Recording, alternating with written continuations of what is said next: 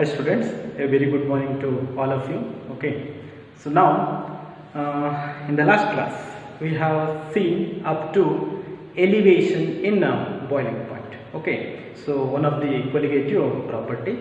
Now let's continue one more colligative property, that is depression in freezing point. You know the chapter is, that is solutions. Okay, in this class let's see one more colligative property, that is depression in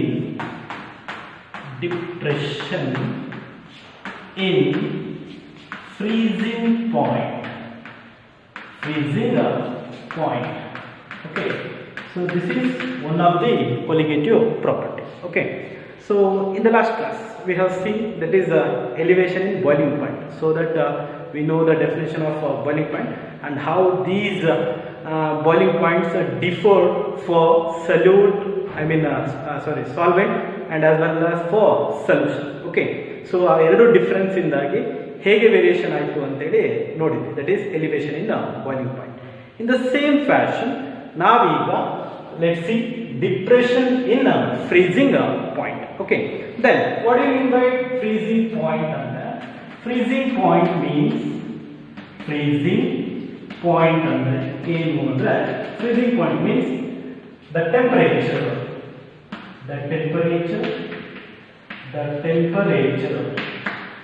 at which the vapor pressure, the vapor of the liquid becomes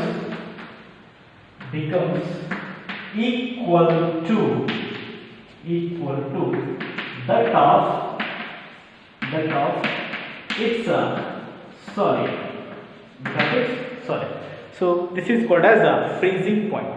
ನಿಮ್ಮ vapours ಏನಿದೆ solution ಇದು, ಅದು ಆ respective ಸಾಲಿಡ್ನ, ಅದೇ ನೀವೇನು ತೊಗೊಂಡಿದ್ರೆ ಅದರದ್ದು ಸಾಲಿಡ್ ವೇಪರ್ ಪ್ರೆಷರ್ ಎರಡು ಈಕ್ವಲ್ ಇತ್ತು ಅಂದರೆ, so that is called as freezing point. That means the temperature at which, ಯಾವ ಟೆಂಪರೇಚರಲ್ಲಿ the vapour of the liquid, ನಿಮ್ಮ ಲಿಕ್ವಿಡಿನ ವೇಪರು ಯಾವುದಕ್ಕೆ ಈಕ್ವಲ್ ಆಗಿರಬೇಕು, equal to that of its solid. So ಆ ಟೆಂಪರೇಚರ್ನ ನಾವು ಫ್ರೀಸಿಂಗ್ ಪಾಯಿಂಟ್ ಅಂತ ಕರೀತೀವಿ, ಫ್ರೀಸಿಂಗ್ ಪಾಯಿಂಟ್. ಓಕೆ, ಸೊ ಈಗ ನಾವು ನೋಡ್ತಾ ಇದ್ದೀವಿ depression in freezing point. Okay, first ನೀವು ಒಂದು ಸಾಲ್ವೆಂಟ್ ತೊಗೊಂಡಿರ್ತೀರ, ಸೊ ಆ ಸಾಲ್ವೆಂಟಿಗೆ ಒಂದು ಫ್ರೀಸಿಂಗ್ ಪಾಯಿಂಟ್ ಇರುತ್ತೆ. Okay, for example I am going to write one graph along with this. So this is vapour pressure and this is temperature. This is a graph between vapor pressure and temperature. Consider ನೀವು ಒಂದು pure solvent ತೊಗೊಂಡಿದ್ದೀರಿ, ಯಾವುದೋ ಒಂದು solvent ತೊಗೊಂಡಿದ್ದೀರಿ, for example water ತೊಗೊಂಡಿದ್ದೀರಾ ಅಂತ ಅನ್ಕೊಳ್ಳಿ, water. Okay, you know the freezing point of water, that is 0 degree Celsius, 0 degree Celsius ಅಥವಾ 273 K. Okay, for this if you add any non-volatile solute, okay, for example NaCl add ಮಾಡಿದ್ರಾ ಅಂತ. Okay, so now it has turned to solution. Now it is solution. This is solvent, right? That is solvent. Now this is solution. Okay, so ಈಗ ನಮಗೆ elevation in boiling point ಅಲ್ಲಿ ಗೊತ್ತಿತ್ತು ಏನು ಅಂದ್ರೆ, so ಇದು ನಿಮ್ಮ 0 ಡಿಗ್ರಿ ಆಗಿದ್ರೆ, so ಇದಕ್ಕಿಂತ ಮೇಲೆ ಇದೆ ಇದೆಲ್ಲ ಪಾಸಿಟಿವ್, ಇದು ಕೆಳಗೇನಿದೆ that is negative. Okay, so ನಾವು ಎಲಿವೇಶನ್ ಇನ್ ಬಾಯ್ಲಿಂಗ್ ಪಾಯಿಂಟ್ ನೋಡಿದಾಗ boiling point of water you know that is 100 degree Celsius. Solution ಮಾಡಿದಾಗ ಅದಕ್ಕಿಂತ ಜಾಸ್ತಿನೇ ಬಂದಿತ್ತು ಏನು ಬಾಯ್ಲಿಂಗ್ ಪಾಯಿಂಟ್, ರೈಟ್? ಸೊ ಅವೆರಡು ಡಿಫ್ರೆನ್ಸ್ ನೋಡ್ಕೊಂಡಿದ್ವಿ, that is elevation in boiling point. ಈಗ ನಾವು ಫ್ರೀಸಿಂಗ್ ಪಾಯಿಂಟಿಗೆ ಬರ್ತಾ ಇದ್ದೇವೆ. So in freezing point of water ಎಷ್ಟು ಅಂದರೆ 0 ಏನಿದೆ, 0. ಓಕೆ, ಸೊ ಈಗ ನೀವೇನಾದರೂ ಸಲ್ಯೂಟ್ನ ಆ್ಯಡ್ ಮಾಡಿದ್ರೆ, if you are going to add a non volatile solute, then it is turns to solution. Okay, ನಾವು if you measure the freezing point of this solution, then obviously it will move downwards. That means 0 ಗಿಂತ ಇನ್ನೂ ಕೆಳಗೆ ಹೋಗಿರುತ್ತೆ ಏನೋ freezing point. That means it shows negative terms, I mean negative values, ಕರೆಕ್ಟಾ? So ಈಗ ಈ ಕೆಳಗೆ ಹೋಗ್ತಾ ಇದೆ ಅಂದ್ರೆ ಏನಿದು depression. Okay, so that's why we mention here that is depression in freezing point. Freezing ಪಾಯಿಂಟ್ಸ್ಗಳು ಏನಾಗ್ತಾ ಇದೆ, ಇನ್ನೂ ಕೆಳಗೆ ಹೋಗ್ತಾ ಇದೆ. ಯಾವುದಕ್ಕೆ? ಸೊಲ್ಯೂಷನ್ಗೆ. ಯಾವುದಕ್ಕೆ ಕಂಪೇರ್ ಮಾಡ್ಕೊಂಡ್ರೆ ಪ್ಯೂರ್ ಸಾಲ್ವೆಂಟ್ಗೆ ಕಂಪೇರ್ ಮಾಡ್ಕೊಂಡು. ಓಕೆ, ಸೊ ಈಗ ಗ್ರಾಫ್ ನೋಡೋದಾದ್ರೆ so this is for your pure solvent. So this is nature of graph for vapor pressure versus temperature for pure solid. Either the respective temperature, I mean freezing point illiದೆ. ಇದನ್ನ ನಾನು TF naught ಅಂತ consider ಮಾಡಿದ್ದೀನಿ because it is freezing point of pure solvents. That's all. Okay. ಈಗ ನೀವು solution ಇದ್ದಂದ್ರೆ so freezing point ಇನ್ನು ಏನಾಗುತ್ತೆ ಅಂತ ಹೇಳಿದ್ರೆ ಇನ್ನೂ ಕೆಳಗೆ ಬರುತ್ತೆ. ಕರೆಕ್ಟಾ? That means it moves negative. Okay, so ಇದಕ್ಕೆ ಕರೆಸ್ಪಾಂಡೆಂಟ್ ಆಗಿ so now it is a curve for whole solution. If you consider the temperature for this one, this is TF, you know, that is the freezing point for solution. ಇಲ್ಲಿ TF not freezing point for solvent. Okay, difference of these two gives us delta TF. Okay, so difference of these two gives us delta TF, right?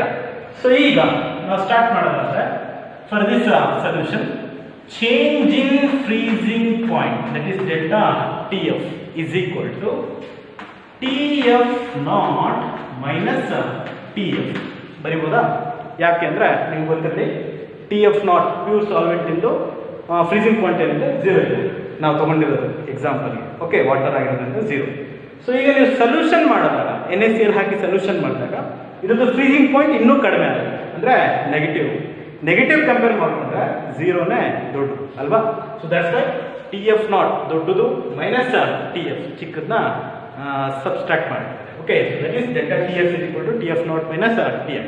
Problems ನೋಡಬೇಕಾದ್ರೆ ಇದು ಕಂಪಲ್ಸರಿಯಾಗಿ ನಿಮಗೆ ಗೊತ್ತಿರಬೇಕು. Okay, so delta TF means TF not minus TF.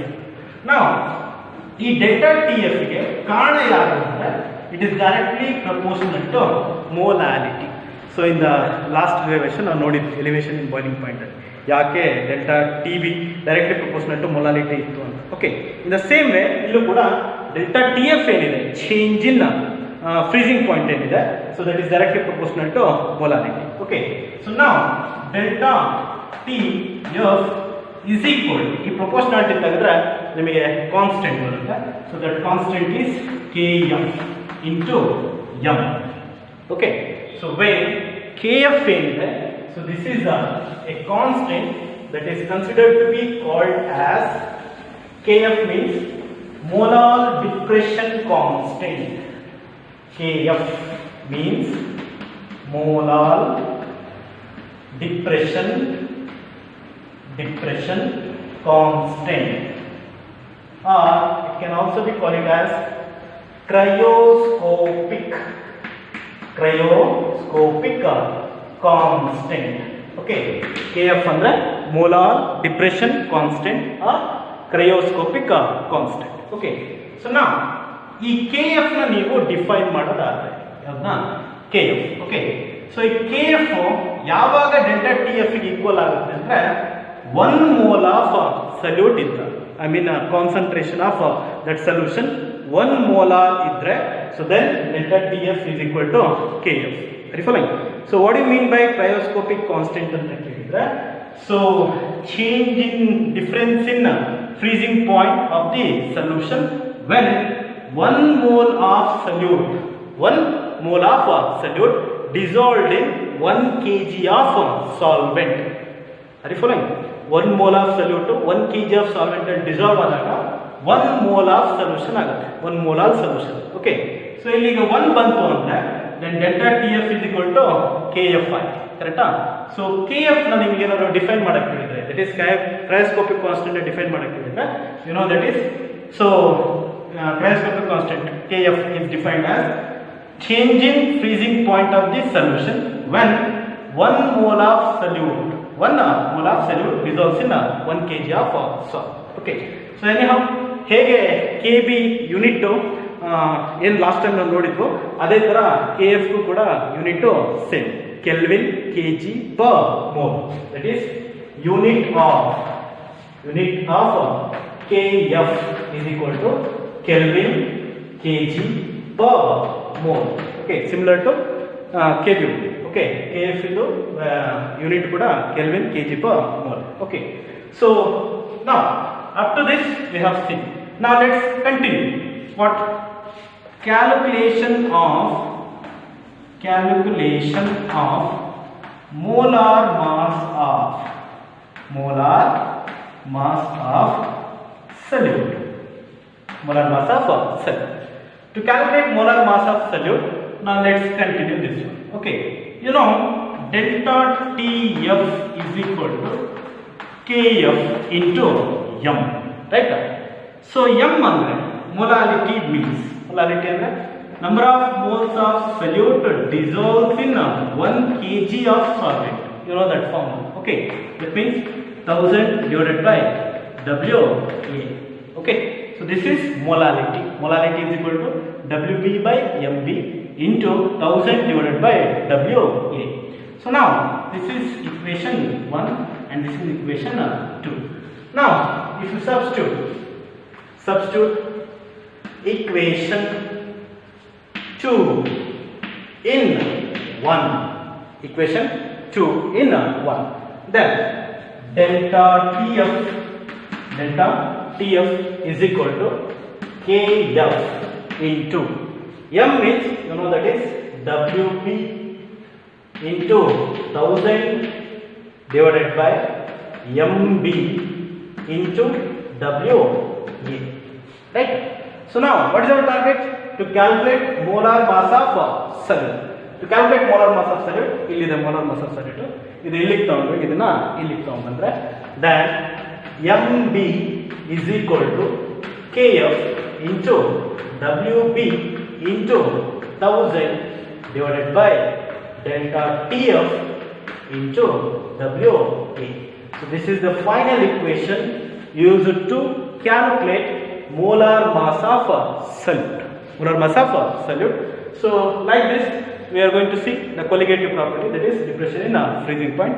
ಯಾಕೆ freezing point ಅಲ್ಲಿ depression ಆಯಿತು, I mean decrease ಆಯಿತು solvent ಇಂದ ಸೊಲ್ಯೂಷನ್ ಆದಾಗ ಅನ್ನೋದಕ್ಕೆ ಪ್ರೂಫ್ ಇದು. ಓಕೆ, ಸೊ ಈಗ ಕೊಲಿಗೇಟಿವ್ ಪ್ರಾಪರ್ಟಿ ಆಗಿರೋದ್ರಿಂದ ನಂಬರ್ ಆಫ್ ಸಲ್ಯೂಟ್ ಪಾರ್ಟಿಕಲ್ಸ್ ಮೇಲೆ ಡಿಪೆಂಡ್ ಆಗಿರುತ್ತೆ, not the nature of solute particles.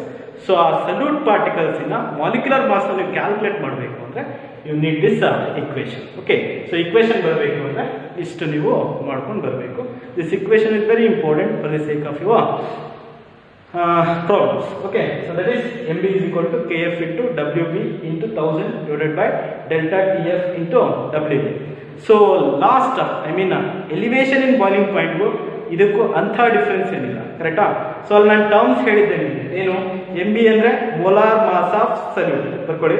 MB means molar mass of solute. KF means you know that is cryoscopic constant. Okay, WB that is mass of solute, next delta TF change in freezing point. Change in freezing point direct ಆಗಾದ್ರೂ ಕೊಡಬಹುದು ಅಥವಾ freezing point of solvent and freezing point of solution ಕೊಡಬಹುದು, ಕೊಟ್ಟಾಗ ಈ difference ಮಾಡ್ಕೋಬೇಕು. Okay, so next WA that means mass of solvent. Okay, so this is depression in freezing point. Clear? So now we need to do one more colligative property that is called as osmotic pressure. Okay, before going to osmotic pressure, let's see what do you mean by osmosis. Okay, so now let's see osmosis.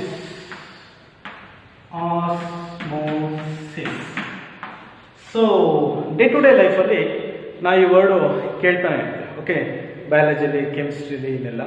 So ಏನು osmosis ಅಂದರೆ, let's see this phenomena with experiment. Okay, so see here I have a container. So in this container I have filled with a pure solvent. So that is water. Consider it is water, a pure solvent.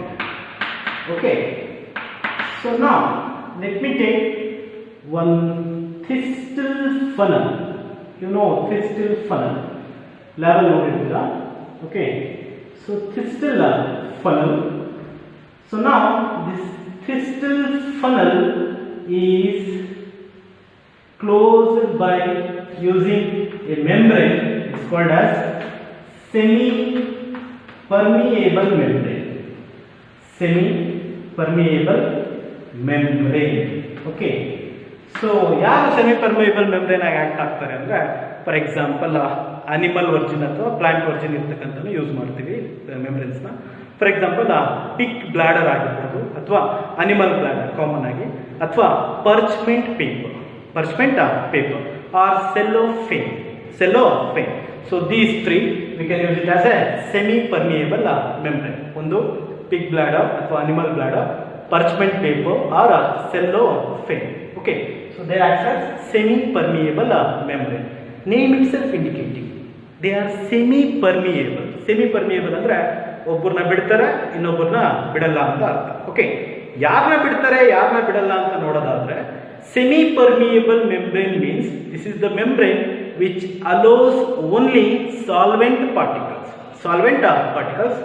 not solute particles. ನಿಮಗೆ ಗೊತ್ತಿರಲಿ, solvent ಪಾರ್ಟಿಕಲ್ಸಿನ size ಚಿಕ್ಕದು, salute ಪಾರ್ಟಿಕಲ್ಸಿನ size ದೊಡ್ಡದು. Okay, so ಇವು hello ಮಾಡೋದು ಯಾರನ್ನ ಮಾತ್ರ ಅಂದರೆ ಸಾಲ್ವೆಂಟ್ನ ಮಾತ್ರ. ದಟ್ ಮೀನ್ಸ್ ಚಿಕ್ಕ ಪಾರ್ಟಿಕಲ್ಸ್ನ ಅಷ್ಟೇ ಅಲೋ ಮಾಡ್ತವೆ, ದೊಡ್ಡ ಪಾರ್ಟಿಕಲ್ಸ್ ಲೈಕ್ ಸಲ್ಯೂಟ್ ಪಾರ್ಟಿಕಲ್ಸ್ನ ಅಲೋ ಮಾಡೋದು. ಅಂಥ ಮೆಂಬ್ರೇನ್ಸ್ನ ನಾವೇನು ಕರಿತೀವಿ? Semi permeable membrane. The membrane which allows only solvent molecules, not solute molecules, they are called as semi permeable membrane. So ಈಗ ಥಿಸ್ಟಲ್ ಫನಲ್ ಒಳಗಡೆ ನಾನು ಸೊಲ್ಯೂಷನ್ ಫಿಲ್ ಮಾಡ್ತೀನಿ. ಸೊಲ್ಯೂಷನ್ ಯಾವ solution? For example sugar solution. So did you understand this setup? So this is pure solvent, water. So here I have taken a Thistell funnel. For that I have fitted a semi-permeable membrane at the bottom of Thistell funnel. Okay. So now this Thistell funnel is filled by what? Sugar solution. That means solvent ಗೆ compare ಮಾಡಿಕೊಂಡ್ರೆ ಸೊಲ್ಯೂಷನಿನ concentration ಏನಿದೆ ಜಾಸ್ತಿ ಇದೆ. Obvious ಅಲ್ವಾ? Pure solvent ಅಂದ್ರೆ there is no concentration actually. Okay. So now compared to this pure solvent, the sugar solution is more concentrated. Clear? Because we have diluted sugar in the solvent, that is water, so that it has turns to solution. Okay, so now what happens if you see this? ಈ ಎಲ್ಲ arrangement ಮಾಡೋದ್ರಲ್ಲಿ ನೀವು ನೋಡಿದ್ದೆ ಆದರೆ, ಫಸ್ಟಿಗೆ ನೋಡಿದಾಗ ಇಲ್ಲಿತ್ತು ಅಂತ ಅನ್ಕೊಳ್ಳಿ, ಏನು sugar solution level. Okay, after some time ಆದ್ಮೇಲೆ ನೀವು ನೋಡಿದ್ರೆ this sugar level, I mean sugar solution level has raised from here to here. ಯಾಕೆ ಹೀಗಾಯಿತು ಅಂದರೆ it is because of osmosis process. Okay, ಏನು ಹಾಗಾದ್ರೆ ಆಸ್ಮೋಸಿಸ್ ಪ್ರೋಸೆಸ್ ಅಂದರೆ? ಸೊ ಹೇಳ್ತೀನಿ, ಬರ್ಕೊಳ್ಳಿ. The process, it is a process. ಏನಾಗ್ತಾ ಇದೆ ಇಲ್ಲಿ ಅಂದರೆ, the movement of at constant temperature constant ಇರಬೇಕು, at constant temperature, the movement of solvent particles, that means pure solvent particles from lower concentration. You know it is lower concentration. Okay, compared to sugar solution, pure solvent lower concentration. Sarina? Movement of solvent from lower concentration to higher concentration through semi-permeable membrane. Is called osmosis. Following at constant temperature, the flow of solvent particles from lower concentration to higher concentration through semi-permeable membrane is called as osmosis ಅಂತ ಕರೀತೀವಿ. Okay, so ಹಿಂಗಾಗ್ಬಿಟ್ಟೆ ನಿಮಗೆ osmosis process ಆಗೋದಕ್ಕೆ ಸಾಧ್ಯ. Okay, so there must be a change in concentration. That means lower concentration ಇಂದ higher concentration ಕಡೆಗೆ pure solvent ಪಾರ್ಟಿಕಲ್ಸ್ಗಳು ಮಾತ್ರ ಏನಿದಾವೆ ಅವುಗಳು ನಿಮ್ಮ ಸೆಮಿ ಪರ್ಮಿಯಬಲ್ ಮೆಂಬ್ರೇನ್ ಮುಖಾಂತರ ಪಾಸ್ ಆಗಿ ಸೊಲ್ಯೂಷನ್ ಸೈಡಿಗೆ ಬರ್ತವೆ. ಓಕೆ, ಯಾಕೆ ಸಾಲ್ವೆಂಟ್ ಪಾರ್ಟಿಕಲ್ಸೇ ಅಂದರೆ ನಿಮ್ಗೆ ಆಲ್ರೆಡಿ ಹೇಳಿದ್ದೀನಿ ಸೆಮಿ ಪರ್ಮಿಯಬಲ್ ಮೆಂಬ್ರೇನ್ ಅಂದರೆ ಏನು ಅಂತ. It allows only solvent particles because of it's small size. Okay, that is called as osmosis. Clear? Definition ತುಂಬ ಇಂಪಾರ್ಟೆಂಟ್. ಓಕೆ, ಸೊ ಈಗ ಈ ಆಸ್ಮೋಸಿಸ್ ಪ್ರೋಸೆಸ್ ಏನಿದೆ ಎಲ್ಲೆಲ್ಲಿ ನೋಡ್ತೀವಿ ನಾವು ಅನ್ನೋದಕ್ಕೆ ನಿಮಗೆ ಸ್ಕ್ರೀನ್ ಮೇಲೆ ಬರುತ್ತೆ. ಈಗ ಒಂದೊಂದು ಎಕ್ಸ್ಪ್ಲೇನ್ ಮಾಡ್ತಾ ಹೋಗ್ತಾನೆ, ಜೊತೆಗೆ ಅದನ್ನು ಕೂಡ ನೋಡ್ತಾ ಹೋಗಿ. Okay, very first one, A Ra mango placed in concentrated salt solution loses water via osmosis and shrink into pickles. Okay, ನಿಮಗೆ ಗೊತ್ತಿರಲಿ ಮನೆಯಲ್ಲಿ ಉಪ್ಪಿನಕಾಯಿ ಹಾಕ್ತೀವಿ ಅಲ್ವಾ? ಹೇಗಾಗ್ತೀವಿ ಉಪ್ಪಿನಕಾಯಿ ಅಂದರೆ ಮಾವಿನಕಾಯಿ ತಂದುಬಿಟ್ಟು ಅದನ್ನು ಹೋಲ್ಡ್ ಮಾಡ್ತೀವಿ, ರೈಟಾ? ಸೊ ಅದೆಲ್ಲ ಆದಮೇಲೆ ಅದನ್ನು ನಾವು ಸಾಲ್ಟ್ ಸೊಲ್ಯೂಷನಲ್ಲಿ ಬಿಡ್ತೀವಿ. ಓಕೆ, ಸಾಲ್ಟ್ ಸೊಲ್ಯೂಷನಲ್ಲಿ ಬಿಟ್ಟಾಗ ನೀವು 1 or 2 days ಬಿಟ್ಟಾದ್ಮೇಲೆ ನೋಡಿ ಆ ಮ್ಯಾಂಗೋ ಏನಿದೆ it turns into pickles. Pickles ಅಂದರೆ ಉಪ್ಪಿನಕಾಯಿ ಅಂತೀವಲ್ವ. ಓಕೆ, ಸೊ ಯಾಕೆ ಹಾಗಾಯಿತು ಅಂದರೆ ಶ್ರಿಂಕ್ ಆಗಿಬಿಡುತ್ತೆ. ದಪ್ಪ ದಪ್ಪ ಇತ್ತು, ಸೆಲ್ಲಿಂಗ್ ಆಗಿತ್ತು, ತುಂಬ ಜ್ಯೂಸಿಯಾಗಿದ್ದಿದ್ದು ನಿಮ್ಮ ಮ್ಯಾಂಗೋ ಸ್ಲೈಸಸ್ ಏನಿತ್ತು ಕಾಯ್ದಿದ್ದು, ಅದು ನೆಕ್ಸ್ಟ್ ಏನಾಗ್ತಾ ಇದೆ ಈಗ ಶ್ರಿಂಕ್ ಆಗಿಬಿಟ್ಟು ಹಿಂಗೆ ಏನಂತಾರೆ ನೋಡೋದಕ್ಕೆ ಒಂಥರ ಎಲ್ಲ ಹೊರಗೆ ಹೋಗ್ಬಿಟ್ಟು ತೆಳ್ಳಗಾಗ್ಬಿಟ್ಟಿರ್ತಾರಲ್ಲ ಆ ಥರ ಕಾಣಿಸುತ್ತೆ. That is called A string. Okay, ಯಾಕೆ ಹಾಗಾಗುತ್ತೆ ಅಂದರೆ that is because of osmosis. ಏನದು ಆಸ್ಮೋಸಿಸ್.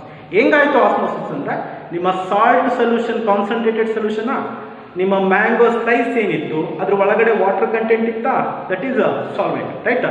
ನೀವು ಹೈಯರ್ ಕಾನ್ಸಂಟ್ರೇಷನ್ ಇರ್ತಕ್ಕಂಥ ಸಾಲ್ಟ್ ಸೊಲ್ಯೂಷನ್ಗೆ ನಿಮ್ಮ ಮ್ಯಾಂಗೋ ಸ್ಲೈಸಸ್ ನೀವು ಹಾಕಿದ ತಕ್ಷಣ ಓಕೆ ಏನಾಗುತ್ತೆ ಅಂದರೆ ಆಸ್ಮೋಸಿಸ್ ಆಗುತ್ತೆ. ಅಂದರೆ ಮ್ಯಾಂಗೋ ಸ್ಲೈಸ್ ಒಳಗಡೆ ಇದ್ದಂಥ ಸಾಲ್ವೆಂಟ್, ಐ ಮೀನ್ ವಾಟರ್ ಏನಿತ್ತು ಅದು ಸೊಲ್ಯೂಷನ್ ಒಳಗಡೆ ಬರುತ್ತೆ. ಸೊ ಒಳಗಿದ್ದು ಹೊರಗಡೆ ಬಂತು ಅಂದರೆ ಈ ಮ್ಯಾಂಗೋ ಇದೆ ಸ್ಲೈಸ್ ಏನಾಗುತ್ತೆ, ಪಿಕಲ್ ಆಗುತ್ತೆ, ಅಂದರೆ ಶ್ರಿಂಕ್ ಆಗುತ್ತೆ. Okay, so this is how osmosis process takes place. Okay, so ಇದೇ ಥರ ಇನ್ನೂ ಒಂದಷ್ಟು ಎಕ್ಸಾಂಪಲ್ಸ್ಗಳು ಇದ್ದಾವೆ. ಹೇಗೆ ಅಂದರೆ wilted flowers revive when placed in fresh water due to osmosis. Okay, ಹಿಂಗಂದ್ರೆ ಏನು ಅಂದರೆ ನೋಡಿ, ಯಾವಾಗಲೂ ಹೂ ಮಾರೋರು ಇವೆಲ್ಲ ಯಾಕೆ ಡೀಟೇಲ್ ಆಗಿ ಹೇಳ್ತಾ ಇದ್ದೀನಿ ಅಂದರೆ give reason type of questions ಅಲ್ಲಿ ಕೇಳ್ತಾರೆ, competitive as well as in your board exam. Okay, ಯಾಕೆ ಹಿಂಗಾಗುತ್ತೆ, ಕಾರಣ ಏನು ಅಂತ ಕೇಳ್ತಾರೆ. So that's why I am giving in detail. Okay, so wilted flower ಏನು ಅಂದರೆ ಬಾಡಿರೋ ಹೂಗಳಿಗೆ ಏನಾದರೂ ನೀವು ನೀರು ಚಿಮ್ಸಿದ್ರೆ, ಓಕೆ, ಬಾಡಿರೋ ಹೂಗಳಿಗೆ ನೀರು ಚಿಮ್ಸ್ತಾ ಇದ್ರೆ, ಅಥವಾ ನೀವು ನೋಡಿರ್ಬೋದು ಹೂ ಮಾರೋರು ಒಂದು ಹಸಿದು ಪಾಟ್ ರೆಡಿ ಇಟ್ಕೊಂಡು ಅದ್ರ ಮೇಲೆ ಹೂವನ್ನ ಹರಡ್ಕೊಂಡಿರ್ತಾರೆ, ಕರೆಕ್ಟಾ? ಯಾಕೆ ಅಂದರೆ ಆಸ್ಮೋಸಿಸ್ ಆಗಿಬಿಟ್ಟು ಹೂವು ಯಾವಾಗಲೂ ಫ್ರೆಶ್ ಆಗಿ ಕಾಣಲಿ ಅನ್ನೋ ಒಂದು intention, like a scientific reason behind that. So ಹಂಗಾಗ್ಬಿಟ್ಟು ಆ ನೀರನ್ನ ನಿಮ್ಮ ಹೂ ಏನಿದೆ, ಸೊ ಹೂವಿನ ದಳ ಏನಿರುತ್ತೆ ಅದರಲ್ಲಿ ಹೈಯರ್ ಕಾನ್ಸಂಟ್ರೇಷನ್ ಇರುತ್ತೆ. ಪ್ಯೂರ್ ಸಾಲ್ವೆಂಟ್ ಏನಿರುತ್ತೆ ಅದು ಈಗ ಅದ್ರ ಒಳಗೆ ಬರ್ತಾ ಇರೋದ್ರಿಂದ ಬಾಡಿರೋ ಹೂ ಕೂಡ ಹೆಂಗೆ ಕಾಣುತ್ತೆ, ಫ್ರೆಶ್ ಆಗಿ ಕಾಣುತ್ತೆ. Okay, so this is a second one. Next ನೀವು ಕ್ಯಾರೆಟ್ ನೋಡಿರ್ಬೋದು. Okay, A carrot that has become lump becomes a water due to water loss when placed in water. ಇದು ವಾಟರ್ ಲಾಸ್ ಆಗಿದ್ದು ಕೂಡ ಏನಾಗುತ್ತೆ, ರಿಟೆನ್ಷನ್ ಆಗಿಬಿಟ್ಟು fresh ಆಗಿ ಕಾಣುತ್ತೆ ನಿಮಗೆ. ಏನಿದ್ರ ಅರ್ಥ ಅಂದರೆ ನೋಡಿ, ನೀವು ಏನಾದರೂ 1 or 2 days ಬಿಟ್ಬಿಟ್ರೆ ಕ್ಯಾರೆಟು ಎಲ್ಲ ಡ್ರೈ ಆಗಿ ಹೋಗ್ಬಿಡುತ್ತೆ. ಓಕೆ, ಸೊ ಈಗ ನೀವು ಅದಕ್ಕೆ ನೀರು ಚಿಮ್ಸೋದು ಅಥವಾ ನೀರಲ್ಲಿ ಏನಾದರೂ ಡಿಪ್ ಮಾಡಿದರೆ ಒಂದಷ್ಟು ಹೊತ್ತು ಬಿಟ್ಟರೆ, ಸೊ ಆ ವಾಟರ ಪೂರ್ತಿ ಅಬ್ಸರ್ವ್ ಮಾಡ್ಕೊಂಡು, ಐ ಮೀನ್ ಆಸ್ಮೋಸಿಸ್ ಪ್ರೋಸೆಸ್ ಆಗಿಬಿಟ್ಟು ಎಗೈನ್ ಅದು ಫ್ರೆಶ್ ಆಗಿ ಕಾಣೋದಕ್ಕೆ ಸ್ಟಾರ್ಟ್. ಓಕೆ, ಲೈಕ್ ದಿಸ್ ಒಂದಷ್ಟು ಎಕ್ಸಾಂಪಲ್ಸ್ಗಳಿದ್ದಾವೆ, ಅವೆಲ್ಲ ಎಕ್ಸಾಂಪಲ್ಸ್ಗಳನ್ನ ಇಲ್ಲಿ ಹಾಕಿದ್ದೀನಿ ಸ್ಕ್ರೀನ್ ಮೇಲೆ, ಒಂದೊಂದೇ ನೋಡ್ತಾ ಹೋಗಿ. ಓಕೆ, ಸೊ ನೆಕ್ಸ್ಟ್ ಇನ್ನೊಂದು, when blood cells are placed in a solution containing more than 0.9% of solution, that is sodium chloride solution, blood cells shrink due to loss of water by osmosis. Okay, ನೀವೇನಾದ್ರೂ blood ಸೆಲ್ಸ್ನ higher concentration ಇರ್ತಕ್ಕಂಥ NaCl solution, ಇದನ್ನು ನಾವು brain solution ಅಂತ ಕರಿತೀವಿ, ಇದರೊಳಗಡೆ ಏನಾದರೂ ಹಾಕಿದ್ರೆ ನಿಮ್ಮ ಬ್ಲಡ್ ಸೆಲ್ಸ್ ಏನಾಗುತ್ತೆ, ಶ್ರಿಂಕ್ ಆಗಿಬಿಡುತ್ತೆ, ಲೈಕ್ ಯುವರ್ ಪಿಕಲ್ಸ್. ಓಕೆ, ಯಾಕೆ ಹಾಗಾಗುತ್ತೆ ಅಂದರೆ ಬ್ಲಡ್ ಸೆಲ್ ಒಳಗಡೆ ಇದ್ದಂಥ ಪ್ಯೂರ್ ಸಾಲ್ವೆಂಟ್ ಏನಿದೆ ಅದು ಹೈಯರ್ ಕಾನ್ಸಂಟ್ರೇಷನ್ ಇರೋ ಸೊಲ್ಯೂಷನ್ ಕಡೆಗೆ ಬಂದಾಗ ಅದನ್ನು ನಾವು ಎಕ್ಸಾಸ್ಮೋಸಿಸ್ ಅಂತ ಕರಿತೀವಿ. ಒಳಗಿಂದ ಸಾಲ್ವೆಂಟ್ ಹೊರಗೆ ಹೋಯ್ತು ಅಂದರೆ ದಟ್ ಈಸ್ ಎಕ್ಸಾಸ್ಮೋಸಿಸ್. ಹೊರಗಿಂದ ಸಾಲ್ವೆಂಟ್ ಒಳಗೆ ಬಂತು ಅಂದರೆ ಅದನ್ನು ನಾವು ಎಂಡಾಸ್ಮೋಸಿಸ್ ಅಂತ ಕರಿತೀವಿ. This is 2 types of osmosis process. One is exosmosis, ಹೊರಗೆ ಹೋಗೋದು, ಇನ್ನೊಂದು ಎಂಡಾಸ್ಮೋಸಿಸ್, ಒಳಗೆ ಬರೋದು. ಓಕೆ, ಸೊ ಇಲ್ಲೂ ಕೂಡ ಬ್ಲಡ್ ಸೆಲ್ಸ್ ಶ್ರಿಂಕ್ ಆಗೋದಕ್ಕೆ ಇದೇ ಕಾರಣ.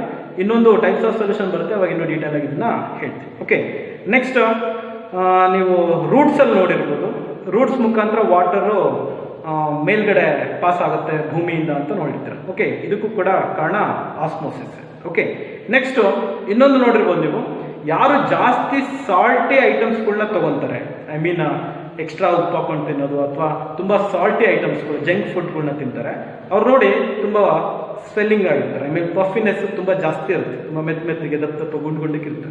ಕಾರಣ ಏನು ಅಂದರೆ ನೀವು ಜಾಸ್ತಿ ಉಪ್ಪು ತಗೊಂಡಷ್ಟು ನಿಮ್ಮ ಸೆಲ್ಲಲ್ಲಿ ಸಾಲ್ಟ್ ಕಾನ್ಸಂಟ್ರೇಷನ್ ಜಾಸ್ತಿ ಆಗ್ತಾ ಇದೆ. ಓಕೆ, ಸಾಲ್ಟ್ ಕಾನ್ಸಂಟ್ರೇಷನ್ ಜಾಸ್ತಿ ಆಗ್ತಾ ಇದೆ ಅಂದರೆ ನಿಮ್ಮ ಬಾಡಿಯಲ್ಲಿ ಇರ್ತಕ್ಕಂಥ ವಾಟರ್ ಸಾಲ್ವೆಂಟ್ನ ಅದು ಅಬ್ಸಾರ್ವ್ ಮಾಡ್ಕೊಳ್ಳುತ್ತೆ, ಆಸ್ಮೋಸಿಸ್ ಆಗುತ್ತೆ. ಓಕೆ, ಹಂಗಾಯ್ತು ಅಂದರೆ ನಿಮ್ಮ ಸೆಲ್ ಏನಾಗುತ್ತೆ, ಸ್ವೆಲ್ ಆಗುತ್ತೆ.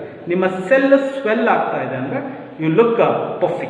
ಓಕೆ, ಸೊ ಇದು ಸೀರಿಯಸ್ ಆಯಿತು ಅಂದರೆ ಇದಕ್ಕೆ ಒಂದು ಮೆಡಿಕಲ್ ಟರ್ಮ್ ಇದೆ, ಅದನ್ನು ನಾವು ಎಡೆಮಾ ಅಂತ ಕರಿತೀವಿ. Okay, so serious condition of puffiness in human bodies is called as oedema due to ತುಂಬ ಸಾಲ್ಟ್ ಕಂಟೆಂಟ್ನ ನಾವು ತಗೊಳ್ಳೋದ್ರಿಂದ ಈ ಪ್ರಾಬ್ಲಮ್ ಆಗುತ್ತೆ. ಓಕೆ, ಇನ್ನೊಂದು ನೆನಪಿರಲಿ ನಿಮಗೆ, ನೀವೇನಾದರೂ ಜಾಮ್ಸ್ ನೋಡಿದ್ದೀರಾ ಕರೆಕ್ಟಾ? ಕೆಲವು ಮೀಟ್ ಮಾಂಸಕ್ಕೆ ಅವಕ್ಕೆಲ್ಲ ಮೀನುಗಳಿಗೆ ಎಸ್ಪೆಷಲಿ ನೀವು ನೋಡಿರ್ತೀರ, ಈ ಉಪ್ಪನ್ನ ಸವರಿ ಇಟ್ಟಿರ್ತಾರೆ. ಓಕೆ, ಉಪ್ಪು ಖಾರ ಹಚ್ಚಿಟ್ಟಿರ್ತಾರೆ ಅಂತ ನೋಡಿ, ಅವು ಕೆಡಲ್ಲ ಕರೆಕ್ಟಾ? ಅದೇ ಥರ ನಿಮ್ಮ ಜಾಮ್ಗಳು, ಫ್ರೂಟ್ ಜಾಮ್ಗಳು ಏನಿದ್ದಾವೆ ಶುಗರ್ ಸಿರಪ್ಪಲ್ಲಿ ಹಾಕಿಬಿಟ್ಟು ಪ್ರಿಸರ್ವ್ ಮಾಡಿರ್ತಾರೆ ಕರೆಕ್ಟಾ? ಸೊ ಇವೆರಡು ಫುಡ್ ಪ್ರಿಸರ್ವೇಟಿವ್ ಆಕ್ಟ್ ಆಗುತ್ತೆ. ಯಾಕೆ ಹಿಂಗಾಗುತ್ತೆ ಅಂದರೆ ಕಾರಣ ಆಸ್ಮೋಸಿಸ್ ಕಾರಣ ಇದೆ. ಓಕೆ, ಇವೆರಡು ಕಂಡೀಷನಲ್ಲಿ ಏನು, ನಿಮ್ಮ ಫ್ರೂಟ್ ಜಾಮ್ ಅಲ್ಲಾದರೂ ಆಗಿರ್ಬೋದು ಅಥವಾ ನಿಮ್ಮ ಮೀಟ್, ಸಾಲ್ಟೆಡ್ ಮೀಟ್ ಏನಿದೆ, ಇವೆರಡು ಕಂಡೀಷನಲ್ಲಿ ನಿಮ್ಮ ಮೈಕ್ರೋ ಆರ್ಗನಿಸಮ್ಸ್ ಯಾವುದು ಕೂಡ ಇವನ್ನ ಇನ್ವೇಡ್ ಮಾಡಲ್ಲ, ಅಟ್ಯಾಕ್ ಮಾಡಲ್ಲ. ಹಂಗಾಗ್ಬಿಟ್ಟು ಇವು ಕೆಡಲ್ಲ. ಐಫಲೈನ್ ಜಾಮೂನು ಕೂಡ ಅದಕ್ಕೆ ಕೆಡಲ್ಲ, ಯಾಕೆಂದರೆ ಶುಗರ್ ಸಿರಪ್ಪಲ್ಲಿ ಹಾಕಿಟ್ಟಿರ್ತೀವಿ ನಾವು ಕರೆಕ್ಟಾ? ಹಂಗಾಗ್ಬಿಟ್ಟೆ ಬೇಕ್ರೀಸಲ್ಲಿ ಅಲ್ಲಿ ಇಲ್ಲೆಲ್ಲ ಜಾಮೂನ್ನ ಮಾರ್ತಾ ಇರ್ತಾರೆ ತುಂಬ ದಿನಗಳವರೆಗೂ ಕೂಡ. ಓಕೆ, ಸೊ ಯಾಕೆ ಇವು ಕೆಡಲ್ಲ ಅಂದರೆ ಇಲ್ಲಿ ನೋಡಿ, ಶುಗರ್ ಸೊಲ್ಯೂಷನ್ ಏನಿದೆ ಇದು highly concentrated, right? Next salt solution ಏನಿದೆ ಅಥವಾ ಸಾಲ್ಟೆಡ್ ಕೋಟೆಡ್ ಮೀಟ್ ಏನಿದೆ ಅದು ಕೂಡ ಹೈಲಿ ಕಾನ್ಸಂಟ್ರೇಟೆಡ್, ರೈಟ್? ಸೊ ಇದ್ರ ಮೇಲೆ ಏನಾದರೂ ಮೈಕ್ರೋ ಆರ್ಗನಿಸಮ್ಸ್ಗಳು ಬಂದು ಕೂತ್ರೆ ಸೊ ಮೈಕ್ರೋ ಆರ್ಗ್ಯಾನಿಸಮ್ಸ್ ಒಳಗಡೆ ಇರ್ತಕ್ಕಂಥ ಸಾಲ್ವೆಂಟ್ ಏನಿದೆ ಅದು ಹೊರಗಡೆಗೆ ಬಂದ್ಬಿಡುತ್ತೆ. ಯಾಕೆ? Osmosis, movement of solvent particles from lower concentration to higher concentration through semi permeable membrane.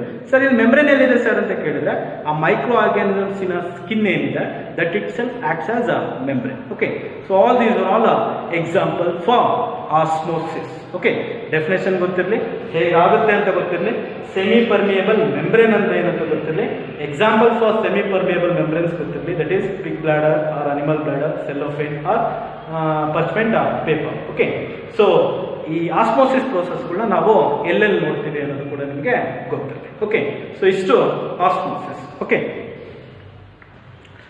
okay, I hope now we are clear with the osmosis process. Okay, actually ನಮ್ಮ topic ಇದಲ್ಲ, ಏನು ಅಂದರೆ ಕೊಲಿಗೇಟಿವ್ ಪ್ರಾಪರ್ಟಿ. ಕೊಲಿಗೇಟಿವ್ ಪ್ರಾಪರ್ಟಿಯಲ್ಲಿ we have seen already 3 colligative properties. So last colligative property, you know, that is the osmotic pressure. Osmotic pressure. So we need to deal with this one. This is osmotic pressure. So before going to osmotic pressure, you must aware of the topic that is osmosis. That's why we have given so far all the information regarding osmosis and its applications in day-to-day life. Very fine. So now let's see osmotic pressure. You know, so we have a chamber. This chamber is divided by a semi-permeable membrane. Semi-permeable membrane. Okay. So imagine this side you have a solution. Solution means that is a higher concentrate. Okay. So this side you have a pure solvent. Pure solvent. Okay. So at both these chambers, so we are going to feel a atmospheric pressure. That is atmospheric pressure. So ಏನಿಲ್ಲ ಅಂದ್ರೂ ಕೂಡ ಇವೆರಡು containers ಮೇಲ್ಗಡೆ atmospheric pressure apply ಆಗ್ತಾ ಇರುತ್ತೆ. ಈಗ ನೀವು ಸುಮ್ಮನೆ ಬಿಟ್ಟರೆ, if you leave as it is, okay, what happens? Osmosis will take place because here we have 2 different solutions. One is higher concentrated and one more is lesser concentrated. So in between that we have introduced a semi-permeable membrane also. Okay, all these conditions are satisfied means there will be a process that is called as osmosis, right? That means movement of solvent particles from lower concentration to higher concentration through semi-permeable membrane. Okay, so now you want to stop this osmosis process. ನೀವು osmosis ಪ್ರೋಸೆಸ್ನ stop ಮಾಡಬೇಕು ಅಂತ ಅಂದ್ಕೊಳ್ಳಿ. Okay, stop ಮಾಡಬೇಕು ಅಂದರೆ ಏನು ಮಾಡಬೇಕು? So stop ಮಾಡಬೇಕಂದ್ರೆ ಏನು ಮಾಡಬೇಕು ಅಂದರೆ ಈ ಫ್ಲೋ ಆಫ್ ಸಾಲ್ವೆಂಟ್ ಪಾರ್ಟಿಕಲ್ಸ್ ಇದೆಯಲ್ಲ ಈ ಕಡೆಯಿಂದ ಈ ಕಡೆಗೆ ಬರೋದನ್ನ ನಿಲ್ಲಿಸ್ಬೇಕು. ಈಗ ಬರೋದನ್ನ ನಿಲ್ಲಿಸ್ಬೇಕು ಅಂದರೆ ನೀವೇನು ಮಾಡಬೇಕು? ಅವರಿಗೆ ಅಡ್ಡ ಹಾಕಬೇಕು. ಅಡ್ಡ ಎಲ್ಲ ಹಾಕೋಕ್ಕಾಗತ್ತೆ? ಇಲ್ಲ ಹಾಕೋಕ್ಕಾಗತ್ತಾ? ಇಲ್ಲ. So this is semi permeable membrane which allows only solvent particles, not for salute particles. ಕರೆಕ್ಟಾ? ಇಲ್ಲೇನು ಮಾಡೋಕ್ಕಾಗಲ್ಲ. ಎಲ್ಲಿ ಮಾಡ್ಬೋದು? ಇಲ್ಲಿ ಮಾಡ್ಬೋದು. ಓಕೆ, ಏನು ಮಾಡ್ಬೋದು? We can apply pressure. We can apply pressure that is more than atmospheric pressure. Okay, so atmospheric ಪ್ರೆಷರ್ಗಿಂತ ಜಾಸ್ತಿ ಪ್ರೆಷರ್ನ ನೀವು ಅಪ್ಲೈ ಮಾಡಿದ್ರೆ consider it is pi. Okay, ನೀವು ಇಲ್ಲಿ ಅಪ್ಲೈ ಮಾಡಿದ್ರೆ ಸೊ ಆಗ ಈ ಪ್ರೋಸೆಸ್ನ ಜಸ್ಟ್ ಸ್ಟಾಪ್ ಮಾಡಬಹುದು. Just stop. Okay, so that pressure is called as osmotic pressure. Osmotic pressure. It is denoted by pi. Okay. So what do you mean by osmotic pressure? It is denoted by pi ಅಂತ ನಾನು ಕೇಳಿದ್ರೆ. Okay. The pressure more than atmospheric pressure applied on solution side. Applied on solution side just to stop osmosis process. Just to stop osmosis process is called as osmotic pressure. ಸರಿನಾ? Atmospheric ಪ್ರೆಷರ್ಗಿಂತ ಸ್ವಲ್ಪ ಜಾಸ್ತಿ. ಯಾಕೆ ಅಂದರೆ osmosis ಪ್ರೋಸೆಸ್ನ stop ಮಾಡೋದಕ್ಕೆ. ಈ osmosis ಪ್ರೋಸೆಸ್ನ just stop ಮಾಡೋದಕ್ಕೆ ಬೇಕಿರೋಂಥ ಪ್ರೆಷರ್ನ ನಾವು osmotic pressure ಅಂತ ಕರೀತೀವಿ. ಕ್ಲಿಯರ್? ಸೊ ಈಗ ಈ ಪ್ರೋಸೆಸ್ ಏನಾಗುತ್ತೆ? ಸ್ಟಾಪ್. ಓಕೆ, ಸೊ ನಾವು let's see osmotic pressure for dilute solutions. ನೀವೇನಾದ್ರು ನೋಡ್ತಾ ಇದ್ರೆ so see this pi is directly proportional to ನಿಮ್ಮ ಪೈ ಏನಿದೆ ಆಸ್ಮೋಟಿಕ್ ಪ್ರೆಷರ್. ಇಲ್ಲೇ ನೀವು ಪ್ರೆಷರ್ ಅಪ್ಲೈ ಮಾಡ್ತೀರಾ, ಯಾರ ಮೇಲೆ ಡಿಪೆಂಡ್ ಆಗಿರುತ್ತೆ ಅಂದರೆ ಈ ಸೊಲ್ಯೂಷನಿನ ಕಾನ್ಸಂಟ್ರೇಷನ್ ಮೇಲೆ ಡಿಪೆಂಡ್ ಆಗಿರುತ್ತೆ. Okay, higher the concentration higher the osmotic pressure. Okay, so lower the concentration lower the osmotic pressure. ಅಡ್ಡ ಹಾಕಬೇಕು ಅಂದರೆ ಬರ್ತಿರೋರು ಎಂಥವ್ರು ಅನ್ನೋದ್ರ ಮೇಲೆ ಡಿಪೆಂಡ್. ಕರೆಕ್ಟ್ ತಾನೆ? ಬರ್ತಿರೋರು ಎಂಥವ್ರು ಅನ್ನೋದ್ರ ಮೇಲೆ ಡಿಪೆಂಡ್ ಅಂದರೆ ನೀವು ಫಸ್ಟ್ ಹೆಂಗಿದ್ರೆ ಅನ್ನೋದು ಡಿಪೆಂಡ್ ಆಗುತ್ತೆ. ಕರೆಕ್ಟಾ? ಅವ್ರು ಬರ್ತಿರೋರು ಸ್ಟ್ರಾಂಗ್ ಅಂದರೆ ನೀವು ಸ್ಟ್ರಾಂಗ್ ಆಗಿ ಫೋರ್ಸ್ ಹಾಕ್ಬೇಕಾಗುತ್ತೆ. ಬರ್ತಿರೋರು ವೀಕ್ ಅಂದರೆ ನೀವು ವೀಕ್ ಆಗಿ ಫೋರ್ಸ್ ಹಾಕ್ಬೇಕಾಗುತ್ತೆ. ಕರೆಕ್ಟಾ? ಸೊ ಅದೇ ಥರ ಇಲ್ಲಿ ಸೊಲ್ಯೂಷನಿನ ಕಾನ್ಸಂಟ್ರೇಷನ್ ಜಾಸ್ತಿ ಇದೆ ಅಂದರೆ ಆಸ್ಮೋಟಿಕ್ ಪ್ರೆಷರು ಜಾಸ್ತಿ ಇದೆ. ಇದು ಕಮ್ಮಿ ಇದೆ ಅಂದರೆ ಇದು ಕೂಡ ಕಮ್ಮಿ ಇದೆ. ಹಂಗಂದ್ರೆ ಆಸ್ಮೋಟಿಕ್ ಪ್ರೆಷರ್ ಏನಿದೆ it is directly proportional to concentration of solution. Concentration of solution. ಇಲ್ಲಿ ಕಾನ್ಸಂಟ್ರೇಷನ್ ಆಫ್ ಸೊಲ್ಯೂಷನ್ ಯಾವುದರಲ್ಲಿ ಎಕ್ಸ್ಪ್ರೆಸ್ ಮಾಡ್ತಾ ಇದೀವಿ ನಾವು ಅಂದರೆ ನೋಡಿ, this is a solution already ready ಇದೆ. ಕರೆಕ್ಟಾ? That means it should be expressed in terms of molarity. So here the concentration term ಇದೆ that is molarity. Okay, so concentration term ಇದೆ ಅದು molarity. Molarity that is number of moles of solute dissolves in 1 liter of solution. Correct? 1 liter of solution. That means ಈಗ ನೀವು pi is equal proportionality ತೆಗೆದ್ರೆ is equal to k into c. Okay, what is this k? It's a constant. Are you following? Proportionality ತೆಗಿತಾ ಇದೀವಿ, that's why we are introducing a constant. That means now pi is equal to k into c. ನೀವು ನೆನಪಿರಲಿ ಈ k ಏನಿದೆ that is constant. That constant must be equal to two terms, product of two terms, that is k is equal to r into t. Are you following? So ಏನಿರೋ r ಅಂದ್ರೆ you know that is universal gas constant and t is a temperature. Okay, so this is r into t. If you substitute here, then it is pi is equal to r into t into c.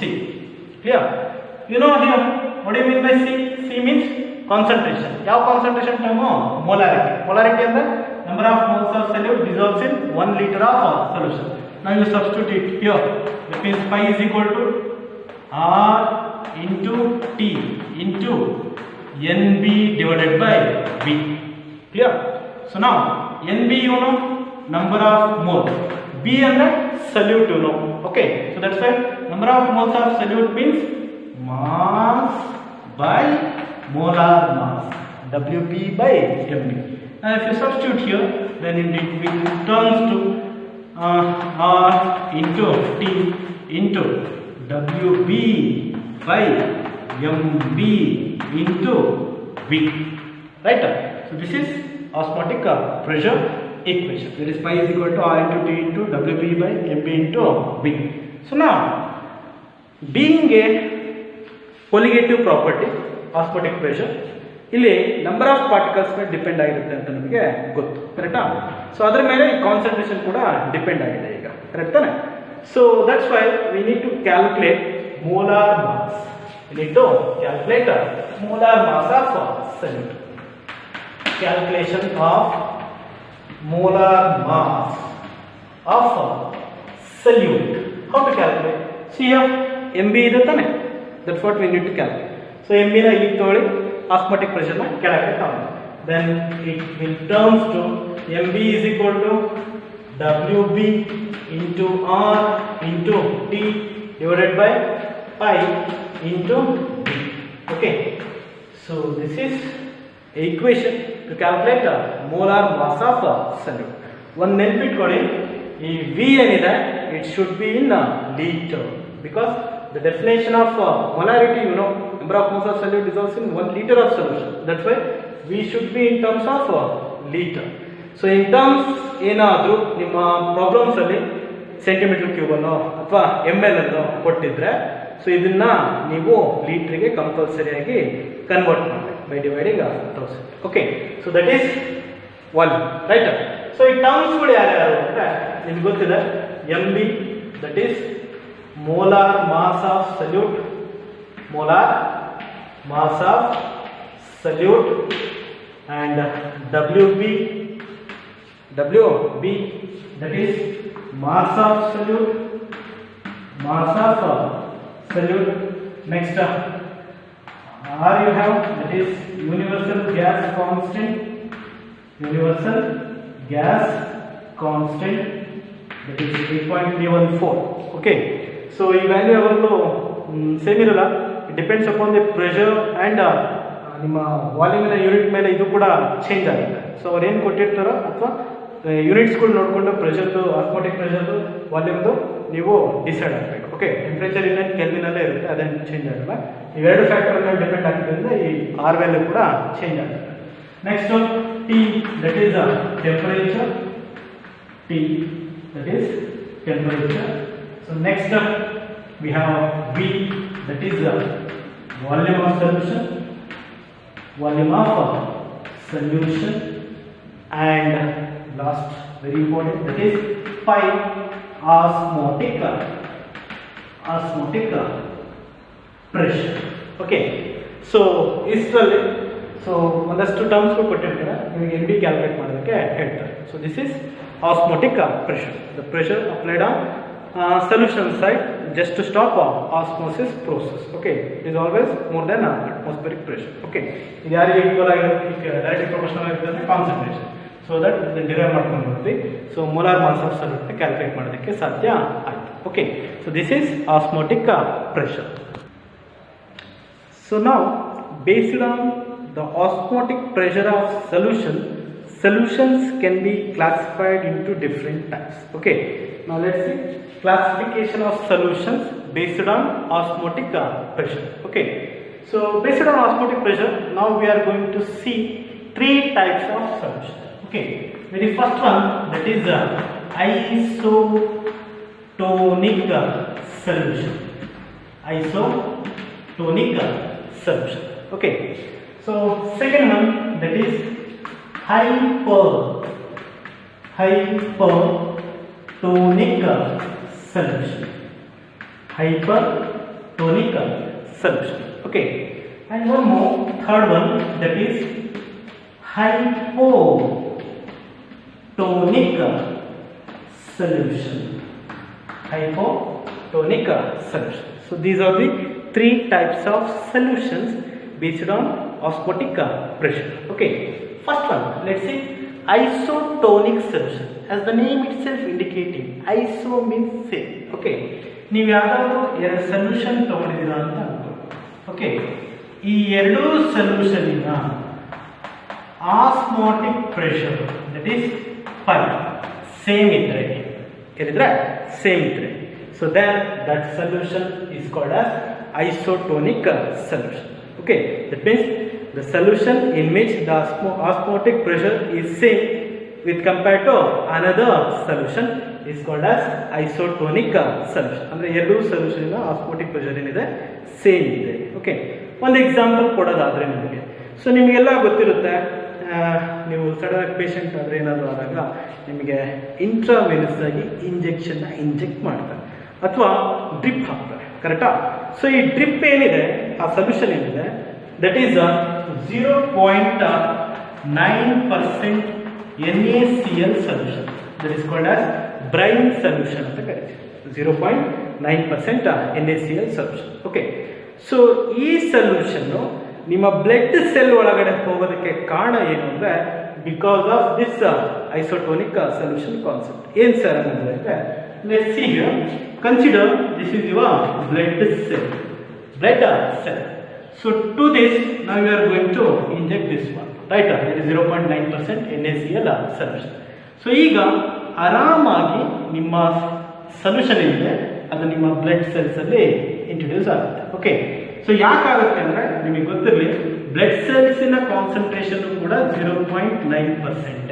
Okay, ಸೊ ಇವೆರಡದ್ದು percentage, I mean concentration same ಇದೆ ಅಂದರೆ osmotic pressure same ಇರುತ್ತೆ.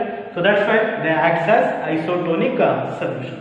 So that's why ನಿಮ್ಮ 0.9% NaCl solution ಏನಿದೆ ಆರಾಮಾಗಿ ನಿಮ್ಮ blood cells ಅಲ್ಲಿ ಇನ್ವೇಡ್ ಆಗುತ್ತೆ. ಓಕೆ, ಇಂಟ್ರೊಡ್ಯೂಸ್ ಆಗುತ್ತೆ. ಓಕೆ, ನಿಮ್ಮ ಸ್ವೆಲ್ಲಿಂಗ್ ಆಗೋದು ಅಥವಾ ಬ್ಲಡ್ ರಿವರ್ಸ್ ಆಗಿ ಬರೋದು ಈ ಥರ ಆಗುತ್ತೆ. ರಿಫೈನ್ ಸಮ್ ಟೈಮ್ಸ್ ಇದು ಆಗುತ್ತೆ. ಯಾವಾಗ ಅಂದರೆ ನಿಮ್ಮ ಬ್ಲಡ್ ಸೆಲ್ಸು ನಿಮ್ಮ 0.9% NaCl ಸೊಲ್ಯೂಷನ್ಗಿಂತ ಹೈಪರ್ಟೋನಿಕೋ ಅಥವಾ ಹೈಪೋಟೋನಿಕೋ ಇದ್ದಾಗ. ಓಕೆ, ಸೊ ಇದನ್ನು ಕೂಡ ಅಷ್ಟೇ, they will ask in the form of give reason. Okay, so why blood cells won't shrink or swell when placed in 0.9% NaCl solution ಅಂದರೆ you may answer ಏನು, both these solutions having a same concentration, that's why they have same osmotic pressure, that's why there won't be any swelling ಅಂದರೆ ಊದ್ಕೊಳ್ಳೋದಿಲ್ಲ, shrink ಅಂದರೆ ತೆಳುವಾಗ. Okay, so ಏನು change ಆಗಲ್ಲ. So that's why they are called as isotonic solution. The two solutions having same osmotic pressure. ನೀವು ಯಾವಾಗ ಇದನ್ನು ಹೇಳಬೇಕಾದ್ರೆ ಎರಡೂ ಸೊಲ್ಯೂಷನ್ ಕಂಪೇರ್ ಮಾಡೇ ಹೇಳಬೇಕು. Two solutions having same osmotic pressure, they are called as isotonic. Okay, so example ಇಲ್ಲಿ ಕೊಟ್ಟಿದೆ. Next ಇನ್ನೊಂದಿದೆ ಹೈಪರ್ಟೋನಿಕ್ ಅಂತ. ಹೈಪರ್ ಮೀನ್ಸ್ ಜಾಸ್ತಿ ಅಂತ. ಓಕೆ, ಸೊ ನಾ we have two solutions. Okay, so this one and this one is not same ಅಂದ್ರೆ ಒಬ್ರು ಯಾರು ಜಾಸ್ತಿ ಇದೆ, ಒಬ್ರು ಯಾರೋ ಕಡಿಮೆ ಇದೆ. ಸೊ ಇದ್ರ ಪ್ರಕಾರ ಇಲ್ಲಿ ಎ ಏನಿದೆ ಇದು ಬಿ ಗಿಂತ ಜಾಸ್ತಿ ಇದೆ ಅಂತ ಹೇಳ್ತಾರೆ. Okay, that means osmotic pressure of this one is more than osmotic pressure of this one. Okay, so ಇವೆರಡನ್ನ ಕಂಪೇರ್ ಮಾಡಿದಾಗ ಇದಕ್ಕಿಂತ ಇದಕ್ಕೆ ಆಸ್ಮೋಟಿಕ್ ಪ್ರೆಷರ್ ಜಾಸ್ತಿ ಇರೋದ್ರಿಂದ we call it as hypertonic solution. Hypertonic solution. That means the solution whose osmotic pressure is more than another solution. Compared ಮಾಡಿದ್ರಲ್ಲ ಆ solution, more than another solution is called as hypertonic solution. Okay, ಈಗ ನೋಡಿ ನಿಮ್ಮ 0.9% NaCl solution ನೀವು introduce ಮಾಡ್ತಾ ಇದ್ದೀರಿ. Okay, ಯಾರಿಗೆ? ನಿಮ್ಮ ಬ್ಲಡ್ ಸೆಲ್ಲಿಗೆ. ಓಕೆ, ಸೊ ಈಗ ನಿಮ್ಮ ಬ್ಲಡ್ ಸೆಲ್ಲಿನ ಕಾನ್ಸಂಟ್ರೇಷನ್ ಮೋರ್ ದ್ಯಾನ್ 0.9% ಇದೆ ಅಂತ ಅನ್ಕೊಳ್ಳಿ. More than 0.9%. ಅಂದರೆ ಇವರಿಗಿಂತ ಇದು ಜಾಸ್ತಿ ಆಯ್ತಾ? ಸೊ ಜಾಸ್ತಿ ಆಯಿತು ಅಂದರೆ ಏನಾಗ್ತಾ ಇದೆ ಈಗ? So this is less concentrated, this is more concentrated. Correct? You know this is 0.9% NaCl solution. It consists of solute and solvent. Right? ಇದರಲ್ಲಿದ್ದಂಥ ಸಾಲ್ವೆಂಟ್ ಪಾರ್ಟಿಕಲ್ಸ್ಗಳು ಇದರ ಒಳಗಡೆ ಬಂತು. ಓಕೆ, ಇದರ ಒಳಗಡೆ ಬಂತು ಅಂದರೆ ಇದು ಇನ್ನೂ ಏನಾಗುತ್ತೆ? ಸ್ವೆಲ್. ರಿಫೈನ್. ಯಾಕೆ ಅಂದರೆ ಇದಕ್ಕೆ ಕಂಪೇರ್ ಮಾಡಿಕೊಂಡ್ರೆ ಇದರ ಬ್ಲಡ್ ಸೆಲ್ಸಿನ ಕಾನ್ಸಂಟ್ರೇಷನ್ ಇತ್ತು ಜಾಸ್ತಿ, ದಟ್ ಈಸ್ ಹೈಪರ್ಟೋನಿಕ್ ಇತ್ತು. ಹಾಗಾಗ್ಬಿಟ್ಟು ಇದರಲ್ಲಿದ್ದಂಥ ಸಾಲ್ವೆಂಟ್ನ ಇದು ಆಸ್ಮೋಸಿಸ್ ಮಾಡ್ಕೊಂಡಿದೆ. ಗೊತ್ತಾಗುತ್ತಲ್ಲ, ಇಲ್ಲಿಂದ ಸಾಲ್ವೆಂಟ್ ಪಾರ್ಟಿಕಲ್ಸ್ ಇಲ್ಲಿ ಮೂವ್ ಆಗುತ್ತೆ. ಈ ಬ್ಲಡ್ ಸೆಲ್ಲಿನ ಮೆಂಬ್ರೇನೆ ಸೆಮಿ ಪರ್ಮೇಬಲ್ ಮೆಂಬ್ರೇನ್ ಆಗಿ ಆಕ್ಟ್ ಆಗುತ್ತೆ. Okay, so that blood swell started to swell. Okay, so ಇದು ಕೂಡ ಗಿವ್ ರೀಸನ್ ಕೇಳ್ತಾರೆ. ಸಿಮಿಲರ್, ಇದು ಅರ್ಥ ಆಗಿದೆ ಅಂದರೆ ಇದು exactly contrast, I mean opposite. Okay, ಹೇಗೆ? ಸೊ ಈಗ ನಿಮ್ಮ ಸೊಲ್ಯೂಷನ್ ಎ ಇತ್ತು and this is solution B. Now this one is like this. Okay, so this is osmotic pressure for A, this is osmotic pressure for B, right? So ಈಗ osmotic pressure of A is less than osmotic pressure of B, correct? So ಹಂಗಂದ್ರೆ ಇದಕ್ಕೆ compare ಮಾಡ್ಕೊಂಡ್ರೆ ಇದರ osmotic pressure I mean concentration ಅಂತ consider ಮಾಡಬೇಕು. ಏನಿದೆ? ಕಡಿಮೆ. So ಕಡಿಮೆ ಇರೋದ್ರಿಂದ ಇದನ್ನ ನಾವು ಹೈಪೋಟೋನಿಕ್ ಸೊಲ್ಯೂಷನ್ ಅಂತ ಕರಿತೀವಿ. ಓಕೆ, ಏನು ಅಂದ್ರೆ the solution which is having less osmotic pressure compared to another solution is called as hypotonic solution. Hypotonic solution. Okay, so ಹಿಂಗಿದ್ದಾಗ ಹೆಂಗಾಗುತ್ತೆ ನೋಡಿ. ಈಗ ನಿಮ್ಮ 0.9% NaCl ಸೊಲ್ಯೂಷನ್ ಇದೆ. ಓಕೆ, ಇದೇನು ಚೇಂಜ್ ಆಗುತ್ತೆ. ಸೊ ನಿಮ್ಮ ಬ್ಲಡ್ ಸೆಲ್ ಅಂದ್ಕೊಳ್ಳಿ ಲೆಸ್ ದೆನ್ 0.9% ಇದೆ, ಲೆಸ್ ದೆನ್ 0.9%. ಓಕೆ, ಸೊ ಹಂಗಂದ್ರೆ ಇವ್ರು ಕಾನ್ಸಂಟ್ರೇಟೆಡ್ ಆದ್ರು, ಇವರು ಲೆಸ್ ಕಾನ್ಸಂಟ್ರೇಟೆಡ್ ಆದ್ರು. ಸೊ ಈಗ ನೀವಾಗ ನೀವು ಇಂಜೆಕ್ಟ್ ಮಾಡಕ್ ಹೋದ್ರು ಕೂಡ ಇಲ್ಲಿ ಪ್ರೋಸೆಸ್ ರಿವರ್ಸ್ ಆಗುತ್ತೆ. ದಟ್ ಮೀನ್ಸ್ ಬ್ಲಡ್ ಸೆಲ್ ಅಲ್ಲಿ ಇದ್ದಂತ ಸಾಲ್ವೆಂಟ್ ಪಾರ್ಟಿಕಲ್ಸ್ ಕೂಡ ಹೊರಗೆ ಬಂದ್ಬಿಡುತ್ತೆ. ಯಾಕೆ? Due to ಎಕ್ಸಾಸರ್ಸ್. ಓಕೆ, ಹೊರಗೆ ಹೋಯ್ತು ಅಂದ್ರೆ ನಾವಿಟ್ಟ shrinks or shrink. Okay, shrink or shrivel ಅಂತ ಕರೀತೀವಿ. ಅಂದ್ರೆ ಒಳಗಡೆ ಇದ್ದಂಥ ಸಾಲ್ವೆಂಟ್ ಎಲ್ಲ ಹೊರಗೆ ಹೋಗ್ಬಿಡುತ್ತೆ ಅಂದ್ರೆ ಅದೇನಾಗ್ಬಿಡುತ್ತೆ? ಕುಗ್ಗೋಗ್ಬಿಡುತ್ತೆ. ಓಕೆ, ಶ್ರಿಂಕ್ ಆಗ್ಬಿಡುತ್ತೆ. So this what happens. Okay, sometimes ನೀವು ನೋಡಿರ್ಬೋದು, ಡ್ರಿಪ್ ಹಾಕಬೇಕಾದ್ರೆ ಕೆಲವರಿಗೆ ಹಾಕಿದ ತಕ್ಷಣ ಅಲ್ಲಿ ಸ್ವೆಲ್ಲಿಂಗ್ ಬಂದ್ಬಿಡುತ್ತೆ. ಓಕೆ, ಸ್ವೆಲ್ಲಿಂಗ್ ಬರ್ತಾ ಇದೆ ಅಂದ್ರೆ ಅರ್ಥ ಏನು ಅಂದರೆ ಬ್ಲಡ್ ಸೆಲ್ಸು ಸ್ವೆಲ್ ಆಗ್ತಾ ಇದೆ ಅಂತ ಅರ್ಥ. ಸೊ ಅವಾಗ ನಿಮ್ಮ ಬ್ಲಡ್ ಸೆಲ್ಲು ಹೈಪರ್ಟೋನಿಕ್ ಇದೆ with respect to 0.9% NaCl solution, right? So some time ನೀವು ಹಾಕಿದ ತಕ್ಷಣ ಬ್ಲಡ್ ರಿವರ್ಸ್ ಬಂದ್ಬಿಡುತ್ತೆ, ಸೊಲ್ಯೂಷನ್ ಒಳಗಡೆ ಬಂದ್ಬಿಡುತ್ತೆ. ಓಕೆ, ಸೊ ಅವಾಗ ನೀವು ಅನ್ಕೋಬಹುದು that is your blood cell is hypertonic with 0.9% NaCl solution. ಹಂಗಾಗ್ಬಿಟ್ಟು ಇದರಲ್ಲಿ ಇದ್ದಿದ್ದು ಸಾಲ್ವೆಂಟೇ ನಿಮ್ಮ ಬ್ಲಡ್ ಸೆಲ್ಸ್ ಒಳಗಡೆ ಸಾರಿ ಇದರಲ್ಲಿ ಇದ್ದಿದ್ದು ಬ್ಲಡ್ ಸೆಲ್ಸ್ ಏನಿದೆ ಇದು ಇದರಲ್ಲಿ ಹೋಗ್ಬಿಡುತ್ತೆ. Okay, so that's Y reversal ಬಂದ್ಬಿಡುತ್ತೆ ಬ್ಲಡ್. ಓಕೆ, ಸೊ ಇದನ್ನ ನೋಡಿಬಿಟ್ಟು ನಿಮ್ಮ ಹೇಗಿದೆ ಕಾನ್ಸಂಟ್ರೇಷನ್ ಅನ್ನೋದ್ರ ಮೇಲೆ ಇಂಟ್ರಾವೇನಸ್ ಆಗಿ ಇಂಜೆಕ್ಷನ್ಸ್ ಆ್ಯಂಡ್ ಡ್ರಿಪ್ಸ್ಗಳನ್ನ ಇಂಜೆಕ್ಟ್ ಮಾಡ್ತಾರೆ. Okay, so this is types of solutions based on osmotic pressure. Okay, now let's see one more very important concept, that is reverse osmosis. Reverse osmosis. Okay, that means reverse of osmosis technique. Okay, so what is this reverse osmosis? You know already osmosis and osmotic pressure also. Okay, so ನಿಮಗೆ ಗೊತ್ತಿರಲಿ osmotic ಪ್ರೆಷರ್ನ apply ಮಾಡಿದಾಗ ನಿಮ್ಮ osmosis process ಏನಿತ್ತು just stop ಆಗುತ್ತೆ. ಕರೆಕ್ಟಾ? Osmotic pressure ಏನಂತ ಹೇಳಿದ್ವಿ ನಾವು? The external pressure applied on solution side just to stop osmosis process is called as osmotic pressure. Okay, so ಈಗ ಈ ಆಸ್ಮೋಸಿಸ್ ಪ್ರೋಸೆಸ್ನೇ ರಿವರ್ಸ್ ಮಾಡಬೇಕು. ರಿವರ್ಸ್ ಅಂದ್ರೆ ಹೆಂಗೆ? ಈಗ ಸಾಲ್ವೆಂಟ್ ಪಾರ್ಟಿಕಲ್ಸ್ಗಳು ಲೋಯರ್ ಕಾನ್ಸಂಟ್ರೇಷನ್ ಇಂದ ಹೈಯರ್ ಕಾನ್ಸಂಟ್ರೇಷನ್ಗೆ ಬರ್ತಾ ಇದ್ವು ಥ್ರೂ ಸೆಮಿ ಪರ್ಮಿಯೇಬಲ್ ಮೆಂಬ್ರೇನ್, ಕರೆಕ್ಟಾ? ಸೊ ಈ ಪ್ರೋಸೆಸ್ನೇ ನೀವೀಗ ರಿವರ್ಸ್ ಮಾಡಬೇಕು.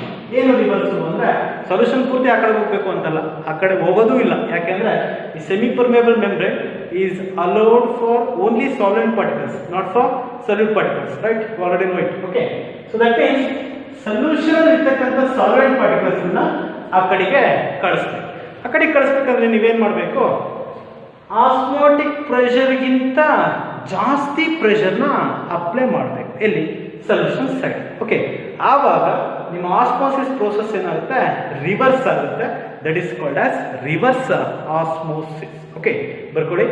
an external pressure more than osmotic pressure applied on a solution side, applied on solution side to reverse the osmosis process.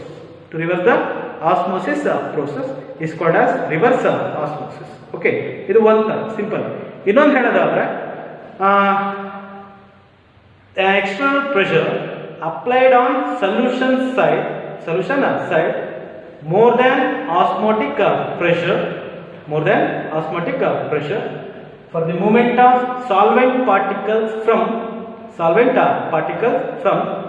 solution side to solvent side. I mean higher concentration to lower concentration through semi-permeable membrane. Okay, so this is also one of the definition of reverse osmosis only. Okay, so ಏನಾಗ್ತಾ ಇದೆ, osmosis process reverse ಆಗ್ತಾ ಇದೆ. So ಹಿಂಗಾದಾಗ ಏನಾಗುತ್ತೆ sir ಅಂದ್ರೆ, ಇಲ್ಲಿ ನೋಡಿ salute particles ಇಲ್ಲೇ ಉಳ್ಕೊಂಡ್ಬಿಡ್ತವೆ ಆ ಸೆಮಿ ಪರ್ಮಿಯಬಲ್ ಮೆಂಬ್ರೇನ್ ಅಂತ. ನಿಮ್ಮ pure ಸಾಲ್ವೆಂಟ್ಗಳು ಏನಿದಾವೆ, the pure solvent only can able to move through this semi permeable membrane. So that's why solute particles will reside here. Okay, solvent particles move here so that you will get a pure solvent. Okay, so ಹಾಗಾಗ್ಬಿಟ್ಟೆ ಈ technique ನ, ಯಾವ technique ನ, reverse osmosis. ಇದನ್ನ common ಆಗಿ ನಾವು RO system ಅಂತ ಕರಿತೀವಿ, ಕೇಳಿರ್ತೀರಾ.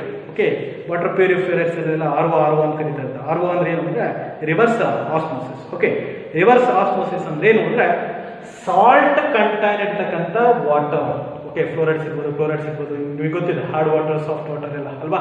So hard water ಅಲ್ಲಿ ಡಿಸಾಲ್ವ್ಡ್ ಕ್ಯಾಲ್ಸಿಯಂ ಅಂಡ್ ಮೆಗ್ನೀಷಿಯಂ ಇರುತ್ತಲ್ಲ, ಇದನ್ನ ರಿಮೂವ್ ಮಾಡಿಬಿಟ್ಟು ಪ್ಯೂರ್ ವಾಟರ್ ಅಂದ್ರೆ ಪ್ಯೂರ್ ಸಾಲ್ವೆಂಟ್ ಅಷ್ಟೇ ನಾವು ಪಡಿಬೇಕು ಅಂದ್ರೆ ರಿವರ್ಸ್ ಆಸ್ಮೋಸಿಸ್ ಮಾಡಬೇಕು. Okay, so that is called as desalination of water ಅಂತ ಕರೀತಾರೆ. Desalination of water. Desalination means salt ನ ರಿಮೂವ್ ಮಾಡ್ತಾ ಇದ್ದೀವಿ. ಎಲ್ಲಿ? ವಾಟರ್ ಡಿಸಾಲ್ವ್, ಹಾರ್ಡ್ ವಾಟರ್ ಇಂದ ಸಾಫ್ಟ್ ವಾಟರ್ ಮಾಡ್ತಾ ಇದೆ. Okay, so that is called as reverse osmosis process. Clear? Movement of solvent particles from higher concentration to lower concentration through semi permeable membrane when an external pressure more than osmotic pressure applied on solution side. Okay, ಯಾವುದಾದ್ರೂ ಕೂಡ reverse osmosis ಇದು. ನಿಮಗೆ correct ಆಗಿ phenomenon ಅರ್ಥ ಆಯ್ತು ಅಂದ್ರೆ definition is not a problem. What is application of reverse osmosis ಅಂತ ಕೇಳಿದ್ರೆ, that is desalination of water or purification of water ಅಂತ ಕರೀತಾರೆ. ಓಕೆ, ಸೊ ಈಗ ಸೆಮಿ ಪರ್ಮೇಬಲ್ ಮೆಂಬ್ರೇನ್ಸ್ಗೆ ನಾವು ಅನಿಮಲ್ ಬ್ಲಡ್ ಅವು ಇವು ಎಲ್ಲ ಯೂಸ್ ಮಾಡಲ್ಲ. ಇಲ್ಲಿ ಸೊಫಾಸ್ಟಿಕೇಟೆಡ್ ಆಗಿ ಪ್ರಿಪೇರ್ ಮಾಡಿರ್ತಕ್ಕಂತಹ ಲೇಯರ್ಸ್ಗಳನ್ನ ಯೂಸ್ ಮಾಡ್ತೀವಿ ನಾವು. ಯಾವ್ಯಾವ ಅಂದ್ರೆ ನೋಡಿ, ಒಂದು CTA. CTA ಮೀನ್ಸ್ ಚಿತ್ರದುರ್ಗ ಅಲ್ಲ. Okay, CTA full form is C-type triacetate. C-type triacetate. It's a membrane. It's a semi-permeable membrane used in RO system. One more we have is TFC. TFC means thin film composite. Thin film composite. Okay, so these two are example for semi-permeable membranes used in RO system. Full forms ಗಳು ನೆನಪು. C-type triacetate. Okay, next thin film composite. Okay, so these two are examples. Now osmosis ಆಯ್ತು, reverse osmosis ಆಯ್ತು. Next, these are all about colligative properties and its applications, right? So far we have seen 4 colligative properties, that is elevation, relative lowering of vapor pressure, elevation in boiling point, depression in freezing point, and osmotic pressure. So from all these 4 we can able to calculate molar mass of solute. Okay, so ಈ molar mass of solute ಏನಿದೆ, ಇದು ಎರಡು conditions ನ satisfy ಮಾಡಿದ್ರೆ ಮಾತ್ರ, ನಿಮ್ಮ solution ಇಂದ ಪ್ರಾಪರ್ಟಿಯಲ್ಲಿ satisfy ಮಾಡಿದ್ರೆ ಮಾತ್ರ ನಿಮ್ಮ ಮೋಲಾರ್ ಮಾಸ್ ಕ್ಯಾಲ್ಕುಲೇಟೆಡ್ ಏನಿದೆ ಅದು ಕರೆಕ್ಟ್ ಆಗಿರುತ್ತೆ. ದಟ್ ಮೀನ್ಸ್ ನಾರ್ಮಲ್ ಆಗಿರುತ್ತೆ. ಓಕೆ, ಇನ್ ಕೇಸ್ ಇವೇನಾದ್ರೂ ನಾನೀಗ ಹೇಳೋ ಎರಡು ಕಂಡೀಷನ್ಸ್ ನ ಸ್ಯಾಟಿಸ್ಫೈ ಮಾಡಲಿಲ್ಲ ಅಂದ್ರೆ ಅವಾಗ ನಮಗೆ ಅಬ್ನಾರ್ಮಲ್ ಮೋಲಾರ್ ಮಾಸ್ ಬರುತ್ತೆ. Abnormal molar mass. Okay, abnormal molar masses. ಏನಿದು ಅಬ್ನಾರ್ಮಲ್ ಮೋಲಾರ್ ಮಾಸಸ್ ಅಂದ್ರೆ, ನೀವೇನು ಕ್ಯಾಲ್ಕುಲೇಟ್ ಮಾಡ್ತಾ ಇದ್ರ ಅದಕ್ಕಿಂತ ಜಾಸ್ತಿ ಆದ್ರೂ ಬರ್ಬೋದು ಅಥವಾ ಅದಕ್ಕಿಂತ ಕಡಿಮೆ ಆದ್ರೂ ಬರ್ಬೋದು. ಓಕೆ, ಯಾಕೆ ಹೀಗಾಗುತ್ತೆ ಅಂದ್ರೆ, ಈಗ ನಾವೇನು ನೋಡಿದೀವಿ colligative properties, all these R for dilute solutions. Okay, dilute solutions. So that's why they obeys Raoult's law. Okay, for all dilute solutions, if they obey Raoult's law, they can give normal molar mass. ನೀವು colligative properties use ಮಾಡಿ calculate ಮಾಡಿದಾಗ ಮೊದಲಿರ್ತಕ್ಕಂಥ molar mass normal ಆಗಿರುತ್ತೆ. ಯಾವ condition satisfy ಆದ್ರೆ if they are dilute solutions and obeys Raoult's law. Second condition, ನೀವು ನಾನ್ volatile ಸಲ್ಯೂಟ್ಸ್ ಏನಿದೆ ಅದನ್ನ dissolve ಮಾಡಬೇಕಾದ್ರೆ, when you are going to dissolve a non volatile solute in pure solvent, okay, there should not be any association or dissociation. okay, ನೀವು dissolve ಮಾಡಬೇಕಂದ್ರೆ ಅದೆಲ್ಲ ಸೇರ್ಕೊಳ್ಳೋದು ಅಥವಾ ಅದೆಲ್ಲ ಪೂರ್ತಿ ಡಿವೈಡ್ ಆಗೋದು, ಅಸೋಸಿಯೇಷನ್ ಅಂದರೆ ಸೇರ್ಕೊಳ್ಳೋದು, ಡಿಸೋಸಿಯೇಷನ್ ಅಂದರೆ ಡಿವೈಡ್ ಆಗೋದು. ಈ ಥರ ಆದ್ರೂ ನಿಮಗೆ ಬರ್ತಕ್ಕಂಥ ಮೋಲಾರ್ ಮಾಸ್ ಇರುತ್ತೆ ಅಬ್ನಾರ್ಮಲ್ ಮೋಲಾರ್ ಮಾಸ್ ಆಗಿ. Okay, they should not be, second condition ಏನು ಅಂದರೆ they should not be any association